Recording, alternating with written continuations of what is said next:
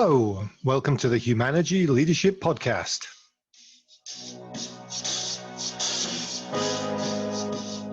I'm David Wheatley, and we're here to talk all things leadership.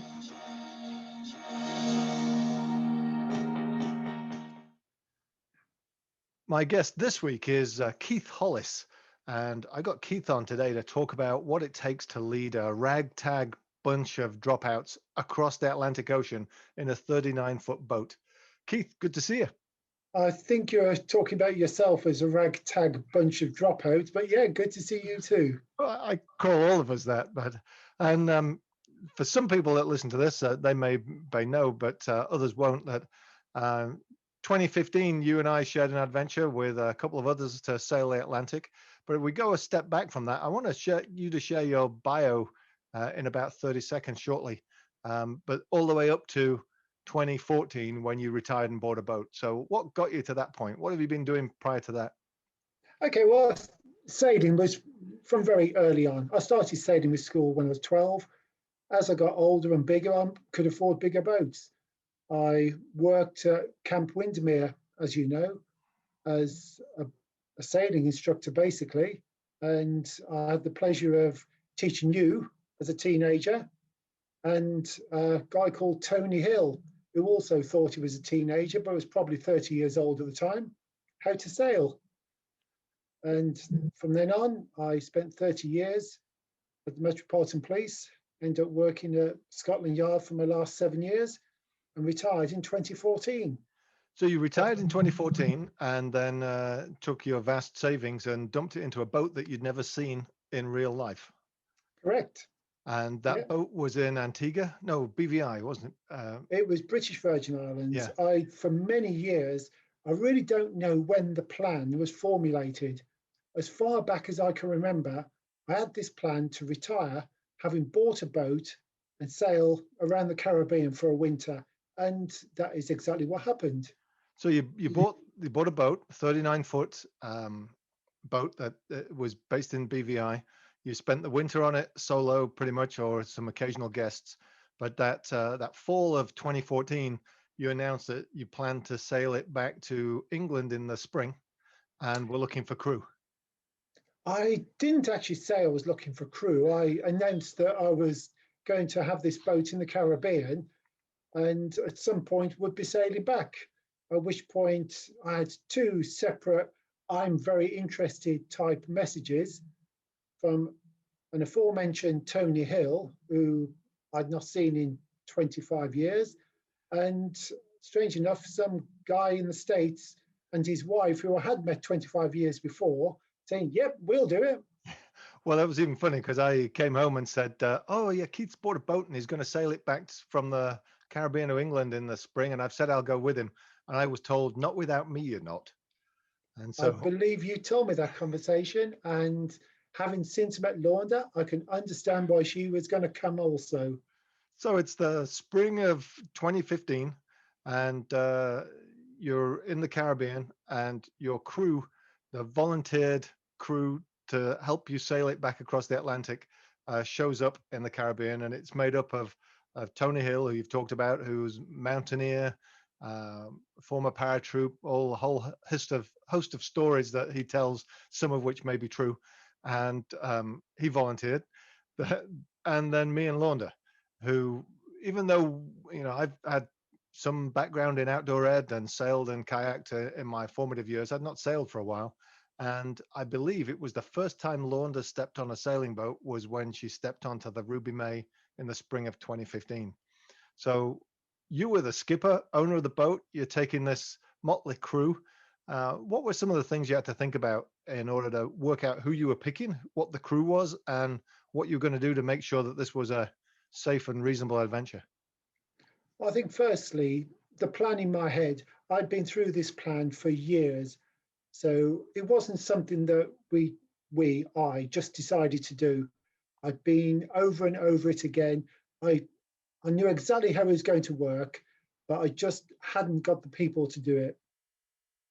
Having yourself, Launda, and Tony along, when you volunteered, obviously I knew you and Tony, and I knew your backgrounds. I knew how much sailing Tony had done because I'd taught him for 2 days 30 years before. So I was aware of Tony's ability, and I was reasonably aware of your ability, being somewhat surpassing Tony's, but still a little bit ancient.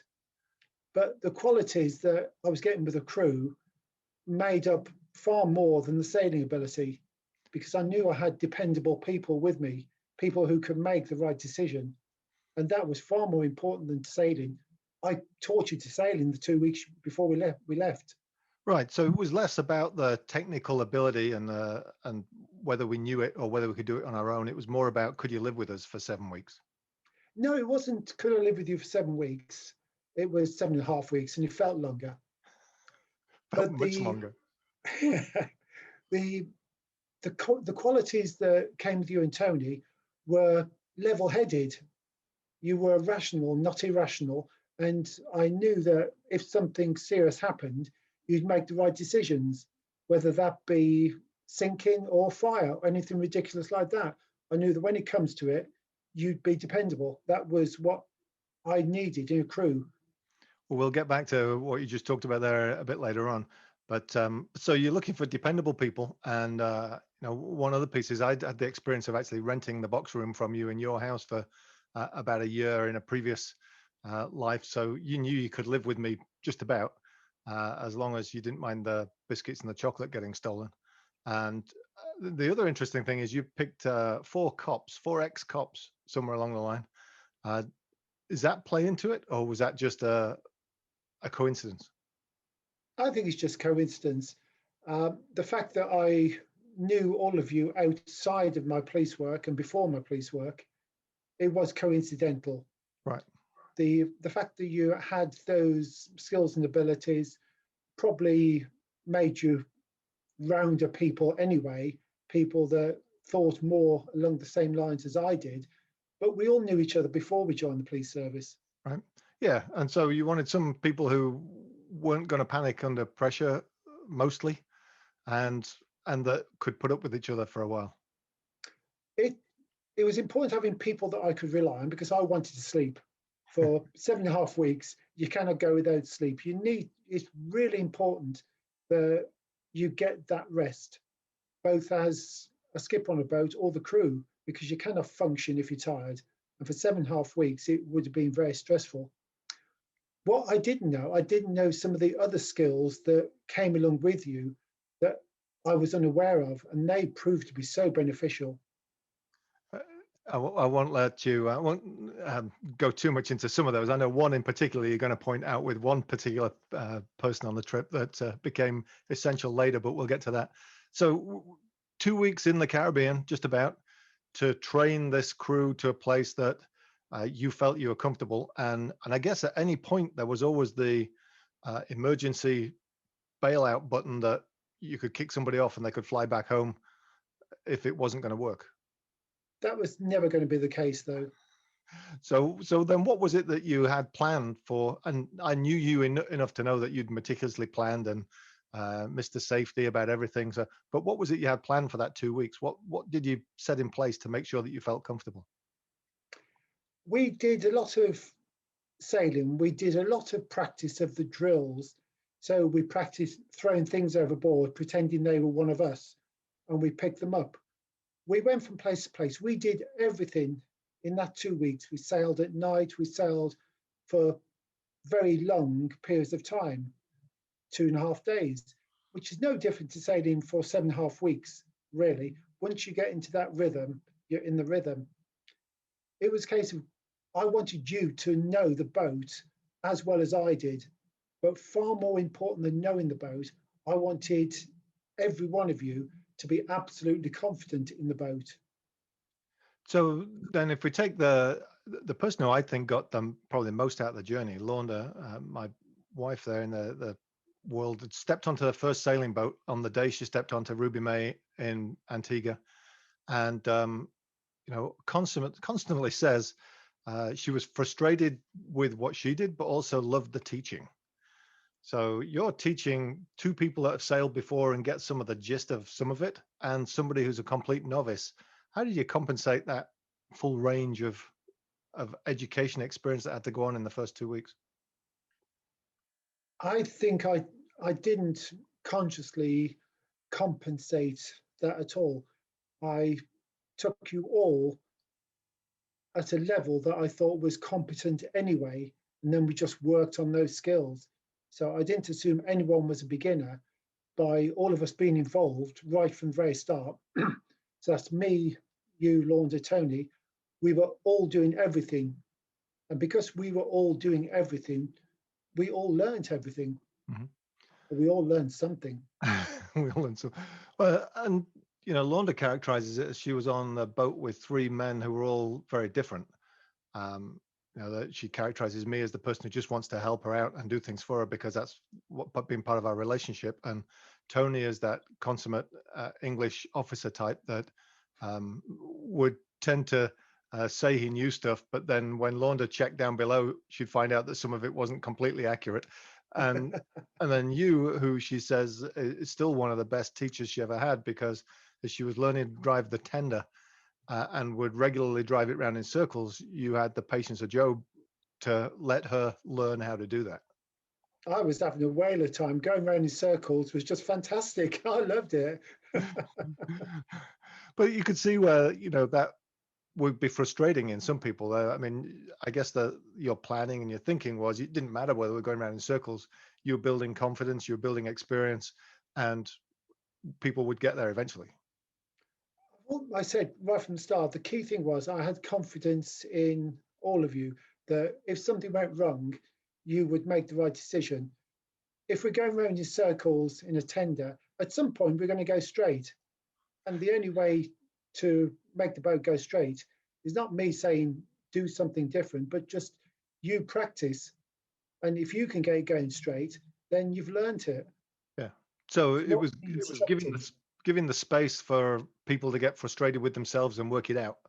Yeah, Rather, we had enough time, didn't we? I'd had Tony there for a little while before you and Launda arrived, and then with you and Launda, we had plenty of time to go through everything.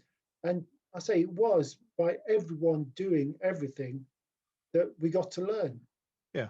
Well, how many times can you come up on a buoy and then let it go and then come up on a buoy again, or buoy for the folks listening in this country? So, okay, you planned the whole trip. You planned, let's train for a couple of weeks and sail between the different islands in the Caribbean. We went back to British Virgin Islands where you originally picked up the boat just to make sure everything was finally ready. We got the last of the groceries, which most of which went uneaten the whole trip, but we picked up a few things. And then the plan was to sail from BVI to Wales via the Azores, and go up to latitude 40 and sail along latitude 40. And the next stop for leaving from BVI was planned to be the Azores. So that would be a 2.5 week without land sail there with a crew that had been together for 10 days. It would have been a 24-day trip. It would have been 3.5 weeks had we have done it direct. That was the original plan. That plan was never going to be the first choice, but it was somewhat constrained by people had deadlines to get back. You had flights and things like that. Exactly. So we had to look at cutting a few corners. So I've got actually another crew member just walked into the room here, so I'm going to get them just to come forward just a little bit so you can see them. So just interested in listening to the conversation. Hey, Skippy. My favorite crew member, top crew member. My favorite skipper. How When we are go you, again, Launda? I can't wait to leave and travel the world again, and I'll cook definitely. And Tony can Well, never come downstairs. You're giving away the secrets. We haven't got to that bit Yeah. yet. No, I'm sure we're coming on to that bit. Launda, you're more than welcome. Yeah. So well, it's we're only missing Tony here, and then we'd have the whole crew back together, a reunion. Indeed. So Yes. so we keep talking about that was the plan, but something happened was it about 7 days out of It BVI? was half a day from Bermuda at the point we should have been turning right. We hadn't planned to stop in Bermuda. We were skirting around the south of it. Yeah, we were we had everything, we had sufficient fuel and water to go the whole way without stopping. And the plan had been that simply to cut a few corners literally on the chart to save time. So we could have saved a day here and there. So you're the skipper of this boat. You're the leader of this team. Tell me what happened that, from your perspective, that derailed us a little. From my perspective, it's the most terrifying wake-up call that I've ever had and ever want to have. From my peaceful slumbers in the front of the boat to be woken by someone sticking their head through the cabin door, shouting, "Keith, the boat's on fire." Mm-hmm. That was you. Yep, that was. And I have never woken with a heartbeat from low to 200 as terrifyingly as that. I distinctly, it was a little bit like those cartoons that you see people's legs start to spin around until they get traction on the ground. That's kind of what it felt like the moment I said that, and you got out of bed, and it was diggy, diggy, diggy, diggy, diggy, and you were moving. I think, yes, I was moving, but what had happened before that? What did you do before you came and told me? Do you remember? I remember, yeah. So this gets even more interesting because I just got up. I was going up for the change of shift because we had this shift rotation pattern that you devised that some people want to complain about, but we'll get to that bit later as well. But the shift rotation allowed us to work different shifts, have no more than 6 hours that you were on in any one period, but it was usually less than that as we rotated around. And I was going up above deck to see if anybody wanted a cup of tea. And I noticed that one of the sheets, the ropes that holds the sail, was flapping, and I couldn't work out why. And I stood up and looked up, taller than the other two who were sat down at the end of their night shift, and there were flames coming from the foredeck. At which point I brought this to their attention and ran back downstairs to get the fire extinguisher. I passed one fire extinguisher, Tony, ran forward for the other one and woke you up. And then by the time you and I got back on deck, I think the flames were pretty much out. So that really summarizes what I was saying about the importance of having the right people. Had I had the wrong people on board, they may have run forward, woken me saying, "Keith, the boat's on fire, what do we do?" Well, you didn't. You just told me exactly what you did. You saw it, you told everyone else immediately and gave them the fire extinguisher. You'd taken action without anyone having to instruct you, and that was so key to that situation. Well, and everybody on deck was now wide awake and alert and doing what needed to be done. So from keeping the boat in the right direction to putting the fire out, and so that goes back to that. If I pick the people who I think have got the right traits to work it out for themselves, the training and everything else we can do, but I have to pick the dependable people in the first place. Absolutely. All three of you had taken the absolutely right action before I'd even been woken up, which was fabulous. It would only have been 10, 15 seconds more, but that 10 or 15 seconds could have made a significant difference. So that there was a period after that, once the fire was out and everybody was up on deck and we'd had a cup of tea because we're truly British at heart, all of us, and there was a lot of silence, and it seemed very quiet and thoughtful. I'd love to know, as the leader of this, you've just, this crisis could have sunk the ship. I mean, this could have been something major. What was going through your head at that point? It turns out that it was cosmetic. It could have been major. At that point, I thought it was probably cosmetic and not of a significant nature, but was massively significant in my mind was the confidence that I had, that the three of you had in Ruby May in the boat. Something like this happening, it dense confidence. And the silence, I remember, it was eerie. We were all sitting around just taking in what had actually happened. And that was really important, that we digested what had happened and reconciled it in our heads. So we knew exactly what had happened, what we'd done, and the situation that we were in now. It was really important that we understood and we saw what each other had done.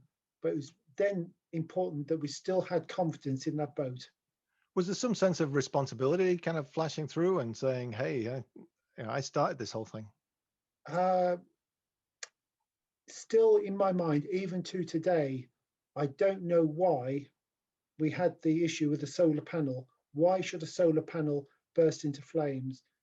I took photographs after the event of the wiring, and I still have those, and there's nothing wrong with it. Everything that we should have done. And I still cannot understand, even from my research after 6 years, why the panel, and that concerns me. Why did a flexible panel, melt and catch fire? It didn't burst into flames. It was plastic, it got very hot and it ignited, but it should not have done. That's the thing I still don't understand why that happened. So it's more about your lack of understanding and the thought that because you're the kind of person who wants to make sure you're prepped for everything along that line and it shouldn't have happened. I wanted to understand exactly why it had gone wrong. And that was my thought on the day. Why has this gone wrong? Is it something I have done in installing the solar panels? And still to this day, not understanding why concerns me that it could happen again. It's an unknown. I'd love to know the answer.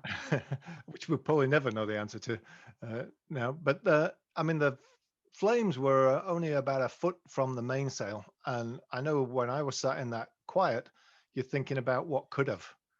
And, that this could have been significantly worse. We could have been now putting out the life raft and starting to look at, an exit plan. Now, fortunately, we were only 30 miles from Bermuda, so we may have found some help. But we could also have been lost in the famous triangle. I wonder whether there was an extra burden on you as the skipper in that point, that as you were going through what had happened and what could have happened, was there a sense of extra responsibility? No, there wasn't. Everything that we had done before that in selecting each other as skipper and crew, everything that we trained for and all of our traits, they were already there. So there was no extra burden because no one had let anyone down. If anyone let anyone down at all, it was me with my wiring. That was my thought. Right. So my concern was that I had done something that created that fire. But actually, I was comfortable that we'd all behaved exactly as I would have expected. And that was really key to us carrying on. So it was, and we spent a couple of days in Bermuda and got to visit Bermuda and have some fun while we checked the repairs, and then set off for the main trip across between Bermuda and the Azores. This stage, you're in a different place now because you feel like that confidence is there in the team. Confidence in the team never hiccuped, not in the slightest. We left BVI. We had some great sailing up towards Bermuda. We had a fire, we dealt with it. We moved on to Bermuda, repairs, and then across. At no point did I have any doubt of any one of the team whatsoever. I did and can still feel the sense in Bermuda of relief when we actually tied up there. It wasn't, once we dealt with the fire, we were in no danger. We were sailing exactly as we had been before. We had everything that we had before, so we weren't in any way. But just to top in Bermuda, for me, was a great sense of relief. I felt quite emotional in Bermuda. Relief in terms of that we're all safe, relief in terms of, hey, that could have been worse. I don't think it was relief that we're all safe, because I say I always had absolute confidence in you. If it was a confidence issue, I would have had a lack of confidence about setting off on the next leg, which is the longest section we'll talk about in a moment. I don't know why, but I did feel quite emotional in Bermuda when we arrived there. Which is interesting because I felt like when we got there, you just wanted to be on your own for a while with the boat. And, I think we kind of scattered a little bit just because we all needed a little bit of space. You did. Very consciously, you all disappeared, took yourself off around the island, giving everyone that individual space, which is important, isn't it? Time to sit back and reflect upon what I have done and what each individual has done, and try and work it out, reconcile it in your own head, it wasn't something we could have done differently to change it. So you mentioned earlier that some of the skills that people brought you weren't aware of. What were some of the most surprising ones when you thought about the trip between Bermuda and the Azores? Well, it wasn't firefighting, but it may have been the cooking. Yeah. So I was not looking forward to 35 days of flavoured couscous. We spent about 4 days of flavoured couscous, and then somebody took over, didn't they? They did indeed. Sometimes a natural just floats to the surface. And I do remember a few conversations before we set off along the lines of, there's some weird stuff being bought. Are you sure about this? Well, that was on all sides, wasn't it? We're not quite sure why there were so many tins of tuna. You know, to be honest, David, I sold the boat just 4 weeks ago, and when I cleared it, there were tins from our trip. Yes. Almost 6 years on. And half a bottle of port. No, the port is gone, long gone. No, the absolute unknown for the trip was Launder's cooking. It was awesome. It makes such a difference on a trip like that, where we're stuck in the confines of a small boat in the middle of the ocean, and the quality, the variety and the flavors that she was getting from tin tuna was just unimaginable. And if there was something I learned from the trip, it's to take a launder with you on every single trip. Just it was fantastic. It really was. It's the age-old idea of an army marches on its stomach, and the morale booster of saying, "What do you fancy for lunch tomorrow?" And then somebody shouts out, "Well, pizza." And we had no flour, and and we're in the middle of the Atlantic, and lo and behold, we all got individual pan pizza, which I still say is probably the best pizza I've ever eaten. I remember the pizza so well, but I also remember an announcement that one day we're having Mexican, and something suddenly appears, as if miraculously, which tastes like it's been made in Mexico. It was awesome. Where did the hummus come from? I know where the hummus came from. It came from a kind of chickpeas. But we had this most fantastic hummus in the middle of the Atlantic. And it was little things like that. The quality, the diversity, the imagination was just superb. And from a leadership perspective, it's amazing what a morale boost that can be. Oh, completely. To not have the mundane, to have something exceptional. The food that I had mid-Atlantic, I've eaten better mid-Atlantic than I have in some expensive restaurants in London. Well, when we come back, we're going to talk more in the latter part of the journey. We're talking to Keith Hollis, the skipper of the Ruby May, the boat that we sailed across the Atlantic in 2015. So we'll be back shortly.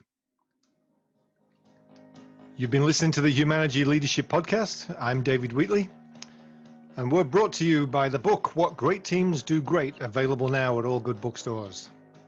Thanks to Brian Spencer and Finkel for the music. Please share any feedback and suggestions. I'm available through humanergy.com.